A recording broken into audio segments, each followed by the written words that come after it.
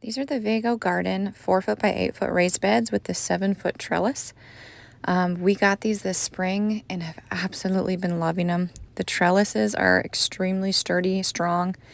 Putting them together was really straightforward. We live on top of a hill with minimal tree coverage, and we get 80+ mph winds pretty commonly. These have not moved or budged a bit. We had a tornado about 1.5 miles from us this spring, and the trellises were totally fine. They did not move at all. They're bolted into the raised beds, and then they come with this really nice little cap that goes over it so you can't see it. So they're just beautiful. I feel like they thought of everything with the design on these. Really high quality material.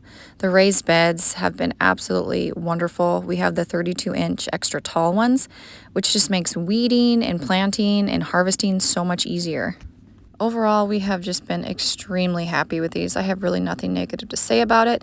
If you have not switched to raised beds, I highly recommend it. This was our first year going from just planting in the ground to raised beds, and we will never look back.